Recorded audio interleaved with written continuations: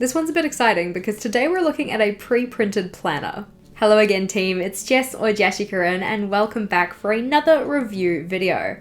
As mentioned, today we're having a look at a pre-printed planner, making it our first pre-printed planner review for the channel, I'm pretty sure. As the title suggests, and as you can see, this is an undated weekly planner by JUBTIC, and I'm eager to have a look at it, so let's get into it.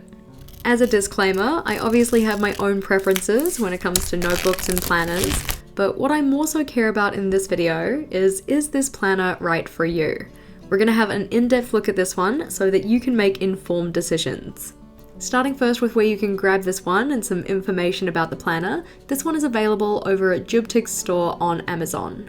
The one in particular that we're going to be reviewing today is listed as the JUBTIC Undated Planner Weekly and Monthly Productivity Daily Planners 2022 to 2023 Agenda Calendar To-Do List Notebook A5 Organization Journal with stickers, appointment book for time management dark blue.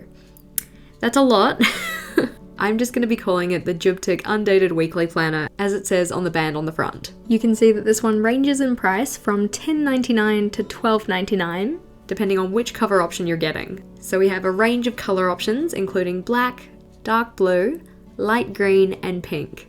As you can see, it lists the cover material as being faux leather, and we've got a bunch of information about this item. So as can be expected, it is an undated planner, and you can start at any time. It talks about how you can achieve goals and increase your productivity with this item, that it has monthly and weekly reviews, you can personalize your design, and they do have a guarantee and return section for if you have any quality issues or aren't completely satisfied with the product.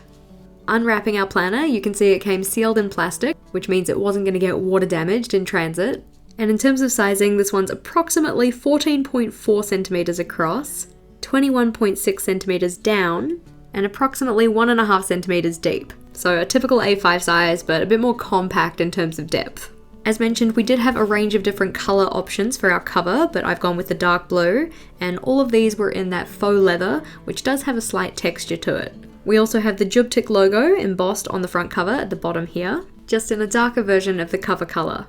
Having a look at our other structural features, you can see we do have a pen loop on the side here in the kind of upper section of the planner. Flipping into the back cover, you can see we have the elastic closure here with a nice sturdy elastic, which is good. And we've also got the gusseted pocket, and this pocket is 11.4 centimeters deep. Tucked in our back pocket, you can also see we have some stickers, which is exciting, but we will look at those later. The edges of the planner paper are white and they fit nicely inside the front and back cover, so well protected. And you can see we have 3 bookmarks, so one in a dark blue that nicely matches the front cover, one in a kind of light grey color, and one in an orange. A really bright, vibrant orange, which is pretty cool. It contrasts nicely with the dark blue. All of these bookmarks are long enough to stick out the bottom of the journal, so they are suitable for use inside this planner. Opening the planner up though, and making sure that it lies flat. So, as can be expected, we will have to train the page a little bit because that's what you have to do with all notebooks. But once it's trained, as you can see, it does lie flat nicely.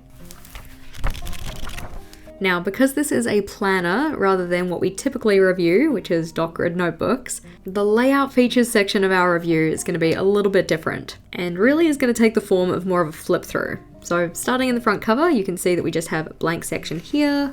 And then if we flip on over, so this is the page that in a doc grid notebook would typically be the first doc grid page that's kind of stuck to the inside cover. You can see that happening here. That's a structural thing. It's for the structural integrity of the planner.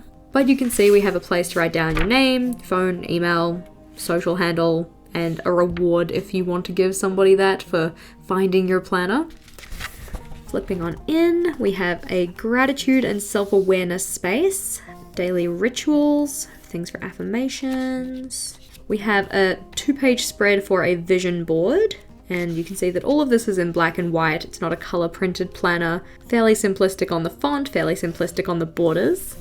We have a space for goals, and they've split them into different sections. So the sections or life areas we have are health and fitness, business and career, family and friends, significant other and romance, finance, personal development, fun and recreation, and spiritual. And then in each of those life areas, you have a place to write down your top goals for the year. So either 3 lines to write on or 3 goal spaces, depending on how you want to use it. We have a focus space, so goals 1 through 5, so the ones in particular I guess you want to focus on, and then a place to do a mind map, which has the dot grid here. This is a 5mm dot grid, which is 12 centimeters across, or 24 spaces. And in terms of down, we have 17.5, or 35 spaces. Then we're into the monthly sections, and this planner has all of the months together. You can see that our calendars are undated, as to be expected. This is an undated planner. And we've got a space for notes and to-dos, the goals for the month's wins, and how to improve next month. It is a Sunday start calendar, and it has 5 rows of daily boxes. And so we've got all of those, months and year. You can write it in the top corner, one for each month of the year. After the monthly calendars, this is where we move into the weekly setup. So this weekly has a space for each day of the week down the side with a Monday start. And then we've got a very structured layout here. So the main goal for the week, and then a reward if you achieve it. The week's priorities, a little to-do list, some habit trackers, which have boxes for each of the different habits for each day. We have the opportunity to track 6 habits here. A little note space, the weekly wins, and how you'll improve next week. I do appreciate that it's got this kind of little reflection on each of the different pages. So it had them in the monthlies and it has them in the weeklies too. So because you had all of your monthlies first, I guess this will probably just have 52 weekly layouts. I'm not gonna count them because we'd be here for a while, but they all have the same format, all with the light grey, very neutral. Space to write the month and year at the top, place on each day to write down the date number.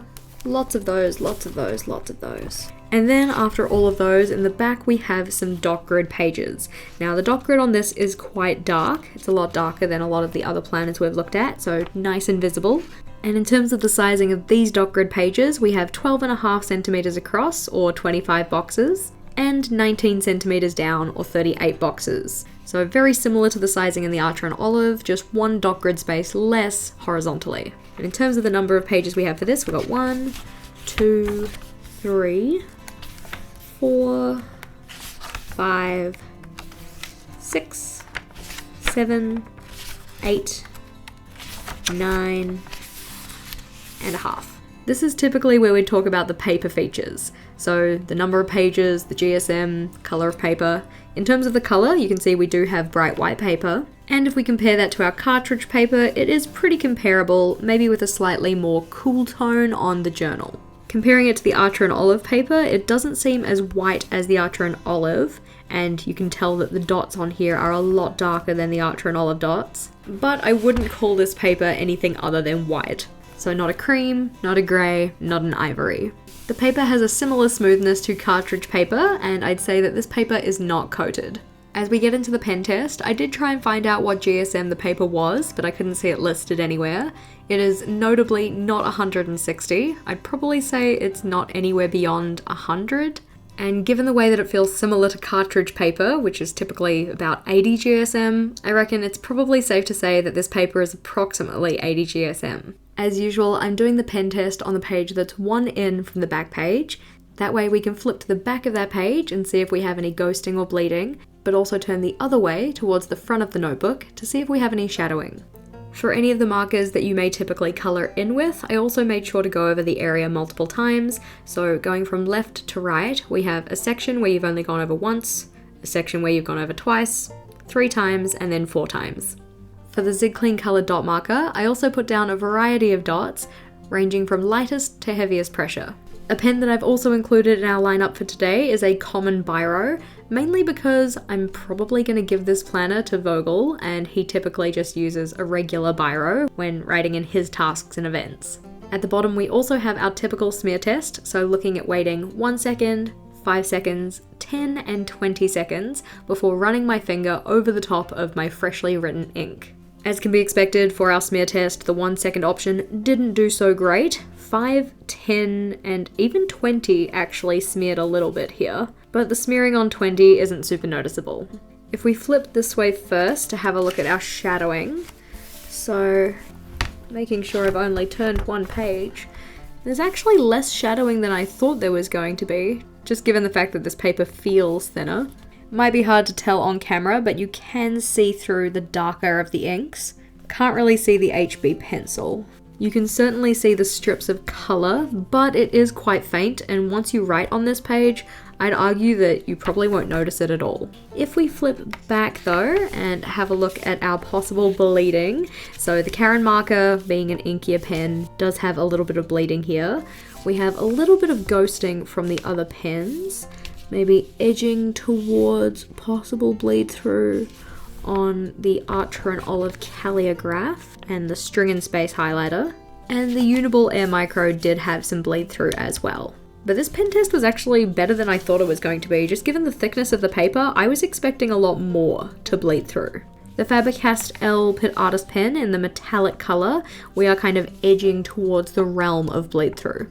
But considering how much certain pens would bleed through this, that's actually not too bad. Like if I used a Sharpie on here, obviously it's going to bleed through quite a lot. Let's get out a Sharpie, we'll test it. So I've actually grabbed two markers. We have a Sharpie, which is a permanent marker, and we also have what's called a line painter. So I'll show you what I mean by that. You draw it out. What's this called? Line? Oh god, it is so dry. Oh, I have to activate it. Now has that been activated? So line painter. So the ink in this one is intentionally supposed to spread out so that it goes around the metallic portion. And if we put our Sharpie on here too, there we go. So having a look at our typical pens that you would typically use on a planner versus these ones, you can see the bleed through on these is aggressive. The bleed through on these ones, really not as bad comparatively, and I'm quite impressed by that. Poor, these pens smell alcoholic though.